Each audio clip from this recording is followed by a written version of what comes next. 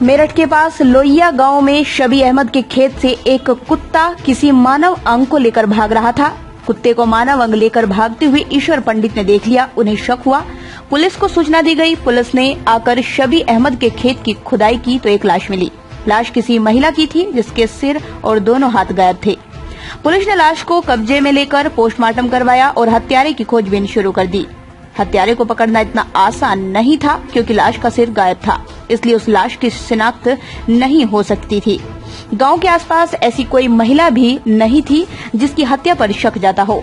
तभी वहां के एसएसपी साहनी ने एक नायाब तरीका निकाला। उन्होंने सोचा, हो न हो लड़की कहीं बाहर से गांव में लाई गई हो। गांव में कोई कुछ बताने को भी तैयार नहीं था।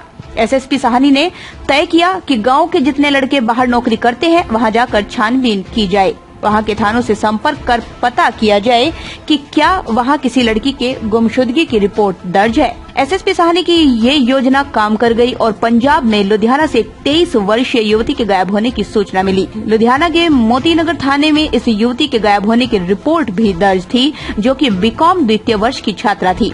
इसके बाद पुलिस ने कड़ी से कड़ी मिलाते हुए जो जांच पड़ताल की, उससे जो कहानी निकलकर सामने आई वो कुछ इस प्रकार है। दरअसल एकता देशवाल संभ्रांत और आधुनिक परिवार की लड़की थी जो बीकॉम द्वितीय वर्ष की छात्रा थी। मुक्त जीवन, खुले विचार, और वहीं उससे टकराया शाकिब अहमद। शाकिब वहां नौकरी करता था, लेकिन उसने अपना काम और पहचान दोनों एकता से छिपाई और उसे अपना नाम अमन बताया। उसे अपने प्रेम जाल में ऐसा फंसाया कि एकता उसके लिए कुछ भी करने को तैयार हो गई। अमन ने उससे कहा कि वो घर से गहने लेकर आ जाए और वो लोग वहां से कहीं दूर जाकर नई जिंदगी शुरू करेंगे। वह अमन की झांसे में आ गई और करीब 25 लाख कीमत के गहने और नगद लेकर घर से फरार हो गई। अमन उसे लेकर सीधा मेरठ के दोराला पहुंचा, जो कि एक कस्बा है। वहां किराए पर एक कमरा लेकर दोनों करीब 1 महीना रहे। उसके बाद ईद के मौके पर अमन उसे लेकर अपने घर आ गया, जहां उसकी असलियत सामने आ गई कि वो अमन नहीं बल्कि शाकिब है।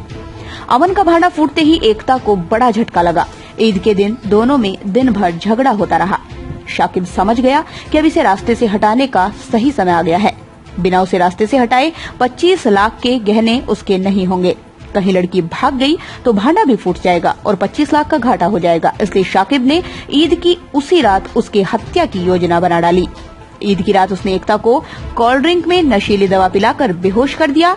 इसके बाद बेहोशी की हालत में वह कुछ दोस्तों के साथ मिलकर खेतों पर उसे ले गया, जहां शाकिब ने बेहोशी की हालत में एकता की गला काटकर हत्या कर दी। गला काटने के बाद उसके दोनों हाथ भी काट दिए गए, क्योंकि एकता ने अपने एक हाथ पर अपना नाम और दूसरे पर प्यारे अमन का नाम गुदवा रखा था।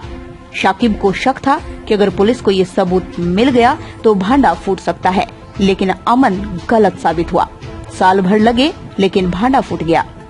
आज उस सिर कटी लाश के रहस्य से पर्दा उठ चुका है और शाकिब अपने दोस्तों सहित पुलिस की गिरफ्त में है।